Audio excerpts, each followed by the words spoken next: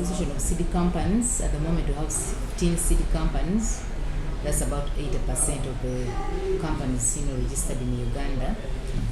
And basically, our main aim is to promote interest in seed trade. So do all sorts of things. We train seed companies. We negotiate with government, policy dialogue to improve seed business environment. So those are the things we do.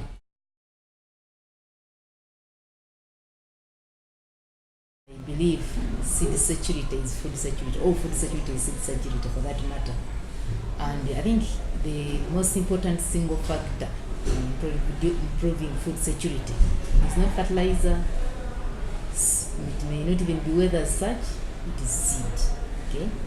So we play a big role in producing quality seed, producing good varieties, and passing them over to farmers.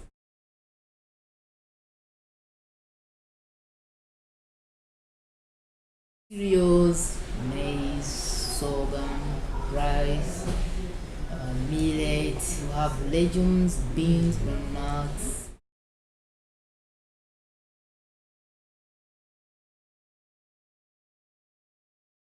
Youth members produce the seed. It is either sold through NGOs. NGOs buy a lot of seed. These are people who buy, maybe take it to it's form of relief in most cases. Okay? Northern Uganda, wherever, maybe in camps, or people are settling from camps, they buy very large quantities. But there's also the agro dealer network. Okay? Here, they are distributors, which could be maybe regional, if I may say so. And then below the distributors, there's a network of seed stockists. So these are retailers who buy seed. The retailers can also buy seed directly from seed companies. But many times, if there's a regional kind of distributor, it's easier and cheaper for them to buy the seed from a distributor. So these are the ones who take the seed directly to farmers.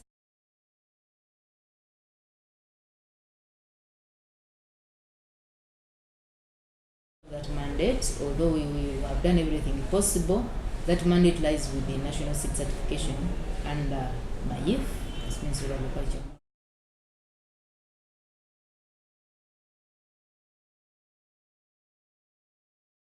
They have their own problems, and we cannot blame them. Like any African government, you are a Ugandan, you don't know, we know what it means for something to be funded by government. They will not always have enough money, will not have enough facilitation, they are understaffed, so they can't do their job efficiently. Even the law itself, as we talk, it's still in the process of being formulated.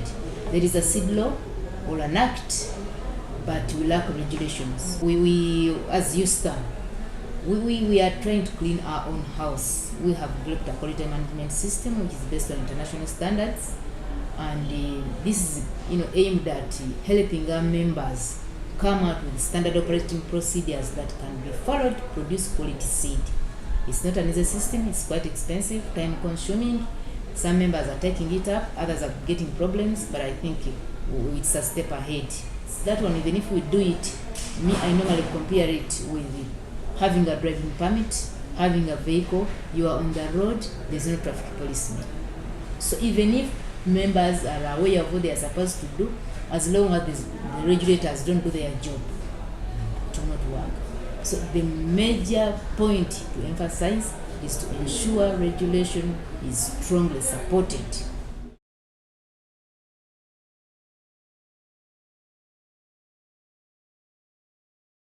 So the seed industry is still young, like I've told you. I doubt whether they will even go halfway, through halfway in meeting the demand, the national demand. Okay. But in my personal view, I think it's such an improvement, because if you compare that like with 10 years ago, when seed production was under public sector by Uganda Seed Project, there is such a difference. Marketing itself was not easy. I think at that time the maximum they produced was about 3,000 tons. Yeah, but at the moment we produce more than 12,000 tons, and I think that's a big achievement. There are so many companies, they are competing. There are several varieties. So I think we have gone a step, but we still have a very long way to go.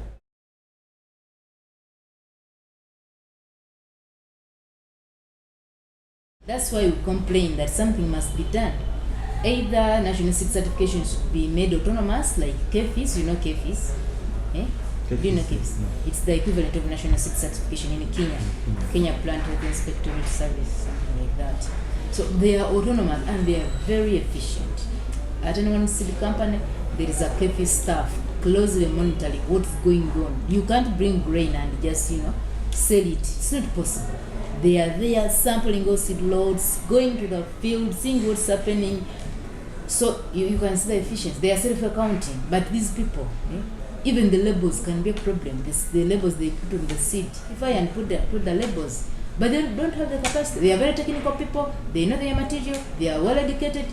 They are very well qualified, but they can't put in practice what they study because they are not facilitated. About 2-3 inspectors. How do you expect them to inspect fields for more than 20 seed companies? We are so concerned because the reason we are so concerned, among the seed companies, there are some that are really, they want to do a good job, okay? They want to produce genuine seed. They don't want to get involved in fake seed. But if, for example, they invest their money in producing quality seed, and there's another company that is just interested in making quick money, okay?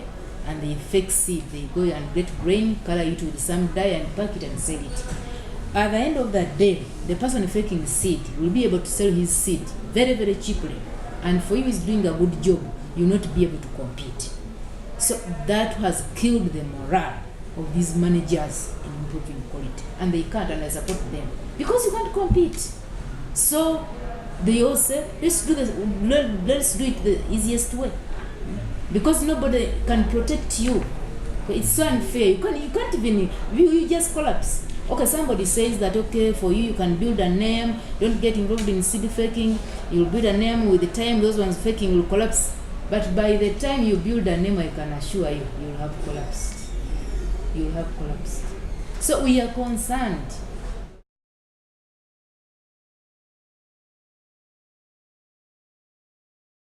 Investment capital, working capital, seed business is not something cheap.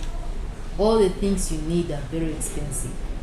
If you don't have a farm, you know how much it costs to buy land in Uganda, okay? You know the problems of acquiring land, it's not easy. Then equipment, the tractors, because you're not going to use a hand hoe. The tractors are very expensive. You can't get that money, okay? Stores, cold storage, processing equipment, all those things are damn expensive. And when it comes to getting loans, it's not easy. Okay? Banks consider agriculture a high-risk venture and they don't want to lend us money. If they do, the interest rate will be prohibitive. We just can't afford. And they want the payment in very short intervals, which you cannot afford. The government is now putting us, actually, it's because that we raised that concern with the government that we need at least some affordable credit facilities. Okay, I understand they put aside some money, 30 billion, I think, in some commercial banks. We are yet to know the modalities. It's not yet in place. Nobody, I can't tell you that somebody accessed that money. I hope it will work out. They announced it last financial year in June. I hope it will work out.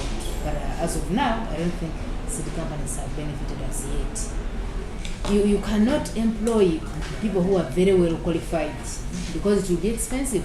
They want to develop varieties. They want to develop to employ breeders.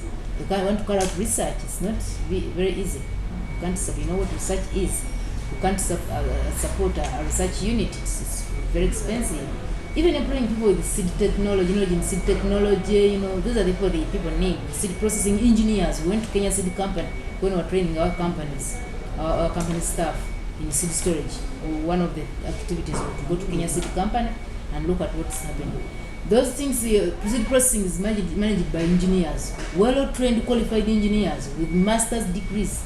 For us, we can't even afford one. No seed company is employing even one engineer, you see, because we don't have the money.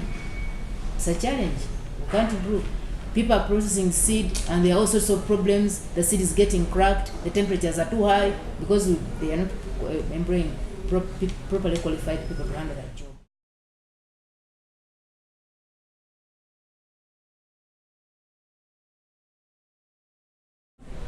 Government, they just have to put in place favorable policies. We must have regulations in place. Okay? As we talk now, the regulations we used to have played some role, but they are not yet out. Okay? And when they are in place, the seed certification should be supported to make sure those regulations are implemented. Because having that document is one thing and getting it implemented is another. So they must support national seed certification to implement the regulations. Like I've told you, creating an environment that enables us to access affordable credit facilities, okay? To regulate the seed industry in terms of seed registration, seed companies, because today anybody with who can maybe fill that form, registration form, and maybe has that money, I don't know, that's 100,000 or whatever, I don't know, can form a seed company. But we feel there should be minimum standards, because some of those companies actually briefcase. Okay, they register, they have no production plan, they have nothing on the ground, but they are seed companies. These are the people who can book farmers' fields, that I want that field of maize. They don't even know the variety, they don't even know anything, they just book our field, they pay, and they harvest and pack, because they don't have the capacity to produce seed. So there should be regulation on these new seed companies that are coming up. As we need a lot of support, okay, in terms of grants, in terms of loans, loan guarantees in the banks, training, supporting the secretariat. We are doing a lot of work, but as I talk now, I'm alone in the office, I'm doing the filing, a whole PhD doing filing. I should have a secretary here, but I don't have. There's no money in the secretariat.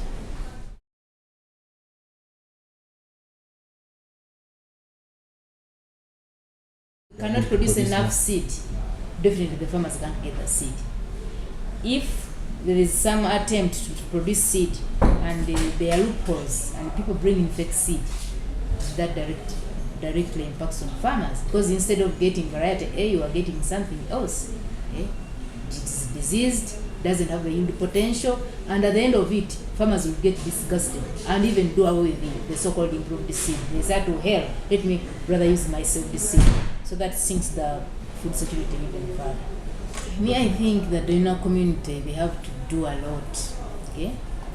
Because like I told you, seed business is not, it's something very, very expensive in the investment.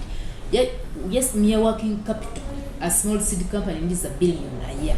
So we need support from the donor community. It could be grants, it could be loan guarantees, some form of support.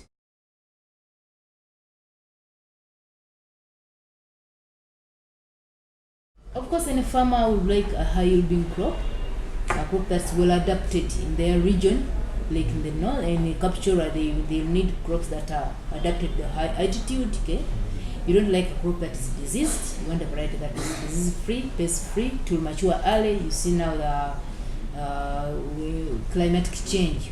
We need varieties that can stand drought and that can mature quite early.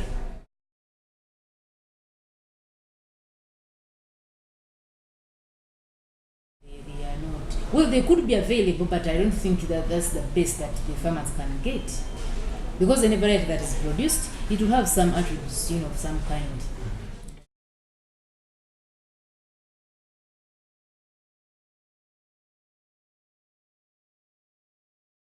Companies are financially constrained. Under normal circumstances, they are supposed to have put up demos. They are supposed to educate those farmers through demonstrations. They are supposed to, like somebody was telling us, putting up one demo, small demo is 2 million. Uganda is so big. Even if you say, I want to put up a demo in every district, one demo in all the districts, you can't afford 2 million. No, you can't. You can't use the mass media. You can use, but very, very limited. It's just too costly. You can't afford. Okay? You can't afford. Okay.